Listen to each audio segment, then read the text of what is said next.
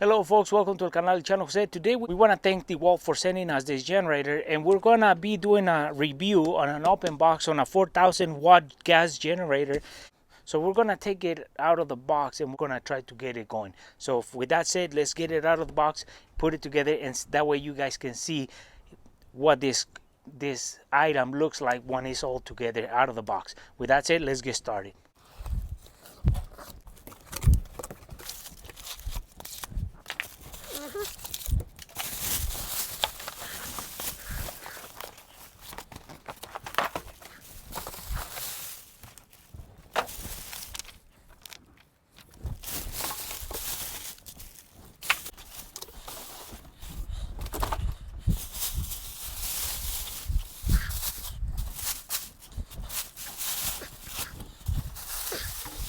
So when you get your generator out of the box, it comes with this hardware. It comes with the tires, it comes with a bottle of oil, it comes with a handle, the funnel to put the oil into the engine. So the generator comes out of the box with no oil, so no fuel in the tank as well, which is right on top. And then so we're gonna put all the hardware, and then we're gonna put the oil into the engine because it's not ready to run yet. We need to add the oil. So if you don't want the tires on, you can add the oil and get it going once you put the fuel. But if you want to move it around with no struggle, you put the tires on, the handle, and the other accessories, and then you add the oil, the fuel, and you can get it started. So to start with, we're gonna put the handle to be able to maneuver the generator, and that's gonna be on this side. So we're gonna get the handle and put them on, and we'll follow this little instruction drawing here so we can install it. So the handle comes in the box wrapped, so pretty much it's all one piece. We're gonna find out if we need extra hardware, so we're gonna fit it here and see what we need.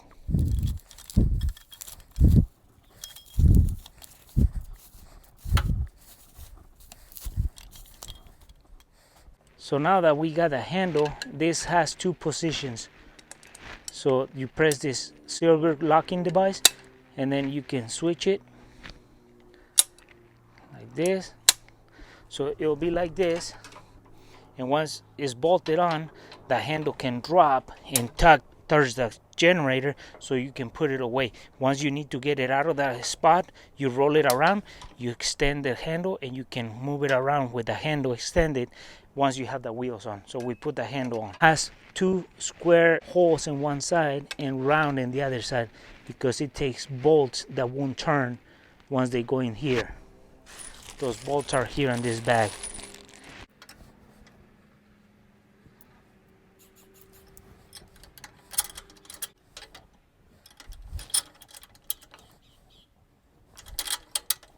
So now that we have put the two bolts through on the handle where it attaches the handle to the generator, there are these two nuts, the bolts don't go through. We put those in here to match the one that is already on it. So we put them on and then tighten them. To tighten those two nuts is a 1/2 inch socket.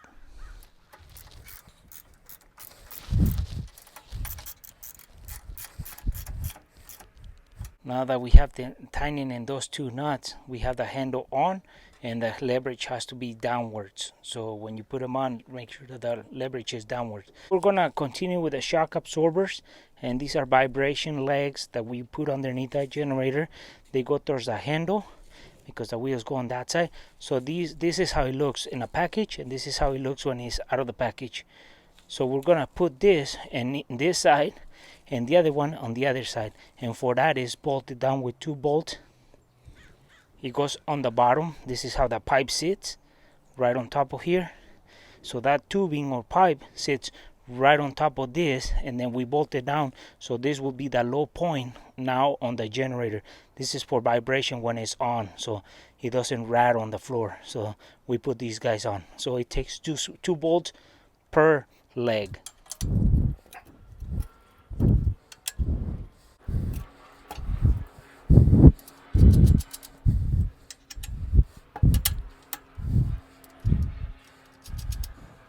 So now what we did, we put the leg right underneath, and this is the bottom piece of the generator, and this frame pipe or tubing fell right into this groove like this, and then the bolts go through here and here, and it's bolted like this.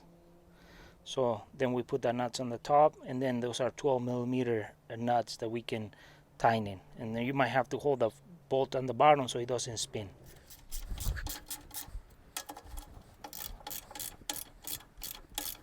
So now we put the other side that goes right here, so we gotta lift it a little bit to slide it on and then bolt it on.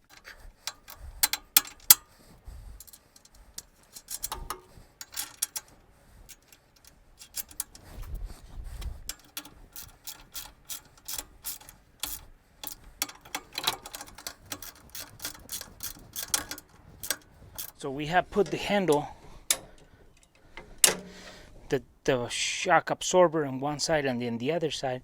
So now we put the wheels in the back. So now to put the wheels on this DeWalt, you got the two wheels, and these got these pins with a safety pin. So we're gonna take these two. This is the tool for the spark plug.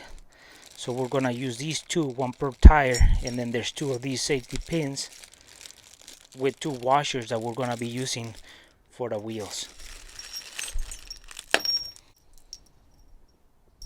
So we just finished putting the legs, the vibration legs. This is how it looks, where that shock absorber is in the front, and then where the wheel is gonna go in.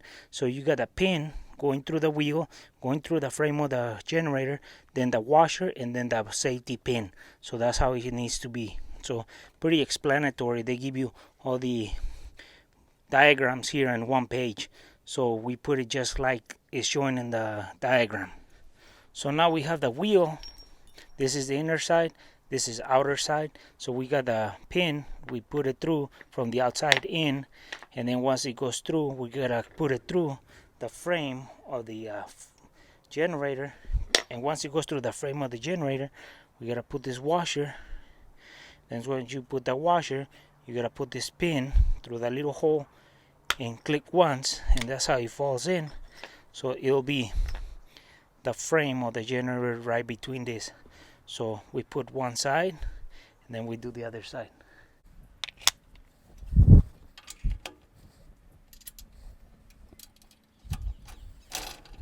So now that we have installed one side, we're going to install the other wheel.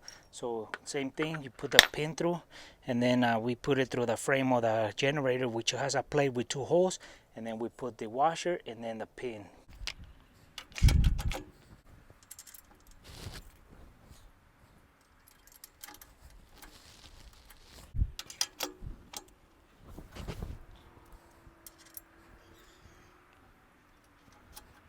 So now we have put the wheels, the shock absorbers or the legs.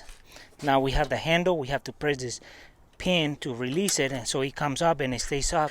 Now we can maneuver it, roll it around. Now we push the pin, the safety. It goes down. It doesn't come out. So there it is. So you can even grab it from here, but this leverage make it lighter to drag it around. So now once we did that, next thing to do is add the oil to the engine so we can start getting it ready to run. Okay folks, so we have put together our generator. Now we have to put the oil on the engine before we start adding the fuel. And the instruction says that you have to add oil, and it has to reach a certain level on the dipstick. So we're gonna base on the dipstick that the engine has. So we're gonna add oil through the funnel, and then we're gonna get measurements and see when it reaches the actual measurement, and then that they should be good. Now we put a towel right underneath where the fill up point is. So this is our fill up point for the oil on the engine. So it comes this yellow sticker on it, or yellow paper, and it's right on the side of the connectors. So we're gonna open this, take this out, and add oil to it. So this plug is the same dipstick, and in one side it has high, H for high, and L for low. So there's a mark here and there's a mark here. So the oil has to be about halfway, so a little bit more. I will leave it just a little bit more, so when it lubricates and it fills all the gaps and all that. So we're gonna add it through there, and once we see the oil right in there. We put this one in, and it should be about halfway. So this is the mark that we're gonna be following. About halfway. But what I would do is, once you see the oil touching the threads inside, that will be about the mark that you want to have it at. So what I would do is I would fill up the oil with oil until it reaches the threads. Once it touches the threads, that will be the level. So, and then you go from there. So we add oil to it. So it comes with our funnel. We take it out and we put it on the opening, and we start feeding oil through there. This is the oil that comes with it. So we're gonna get it out of the package, the bag, and start opening and start adding oil to it.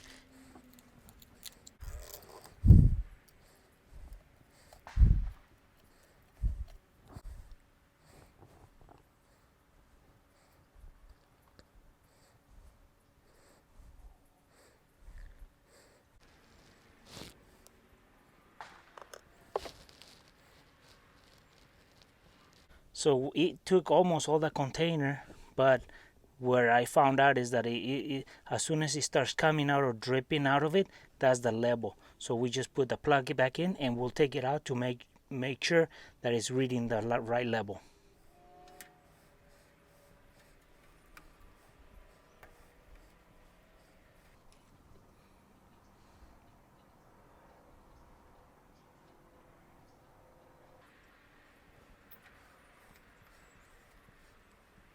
So what we found out is that once you take the plug off and you start adding oil to it, just let it drip. Once it gets filled up, let it drip a little bit, and then put the plug in, and that should be the level. So then now we got that.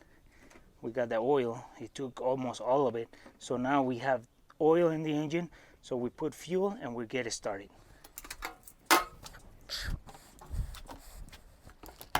Okay folks, so now to just make sure that you guys don't mix oil in the gasoline that goes in the tank, just fuel and the oil. The only oil that you gotta add to this engine or this component is the oil for the engine on the bottom, what we just did. So you don't have to mix oil and this one's like the weed eaters and some other equipment. It's just fuel on the top. So once we add the fuel, now we are ready to start it up. So one thing, once you're adding fuel to it, it has a gauge right on top of it. Here's your opening for the fuel. Here's a gauge, and this is empty and this is full. The middle is halfway, so right now we're empty. So as the gauge or that red moves up, the float is gonna tell you how full it is. So that's just to give you a reference of how much fuel is in the tank. So before we fill it up all the way, we need to show you that there's halfway of fuel in the tank. There's fuel, and this is how it looks when it's halfway. So as the red goes up and covers the whole glass, that means that it's full. So red doesn't mean bad, red means good on this. So as it moves up, that means that the whole red is full, and if it's halfway of red, it's halfway, and if there's no red, there's empty tank. So that's how it works. Sometimes we think that red, when it's red, all of it is bad. No, this is the opposite. If you can see everything red, that's full. If you don't see anything, if there's no red in this glass, it's empty. We got the red all the way, so now the level of the fuel is all the way to the red ring. That means that that's full. So now we turn it on. So now at this point we're ready to start it, but what we're gonna be doing is we're gonna leave it off, and then we're gonna pull a few times, so when the crank spins, it grabs oil and it splashes around, so that lubricates a little bit. So then that way we don't start it on dry, and it might create friction and damage the engine. So now what we do, leave it on off and pull a few times, lubricate it, and then we can start it up.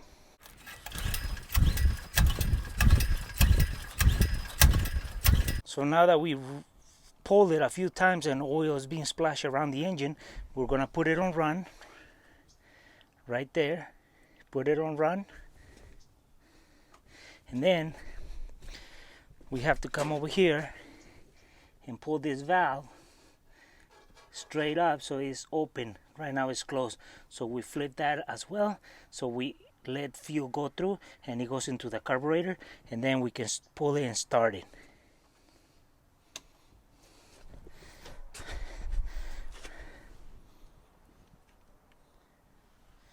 So next to the fuel valve, we have the choke. There's a sign here on the fuel tank, and the choke is right. Air cleaner, and there's this leverage right here. So choke on or run.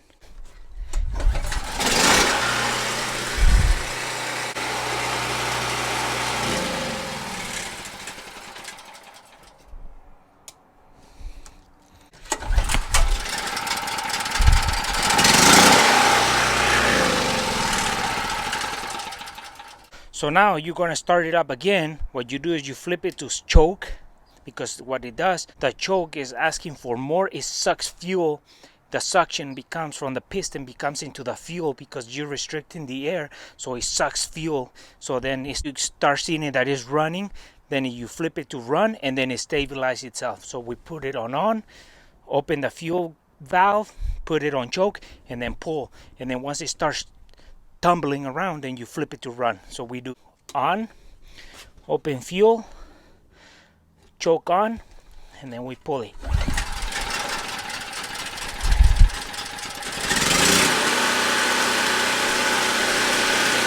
Thing that when you turn it off, you want to make sure that you close the fuel valve, so that way in case there's any leakage anywhere, it just stops at the fuel, and whatever leaks out of the system, but you don't drain the whole tank. So you shut it off. For next time when you want to use it, you want to remember you got to open the fuel line to put it on, turn on the choke, pull, and then put it on run. And well, folks, we wanted to expose how we brought it out of the box. We put it together, we made it run. So we all add the oil, it came with in the box. We add fuel, and you gotta run it a few times, pull the leverage, make it spin without turning it on, so it lubricates itself. And then one thing I want to say, when you turn it off, you want to close your fuel valve, so in case there's any leakage on the carburetor, you don't drain the whole tank out, and when you want to use it, then you find a surprise that there's no fuel in the tank, or it has spilled fuel everywhere where you store it. And you want to run it outdoors, don't want to run it indoors, one thing as well. So it's a really good generator. Thank you to DeWalt. For those people who haven't subscribed to our channel, please subscribe. If you like this video, give us thumbs up, share it, and we'll see you soon with more videos here on El Canal y Channel Jose.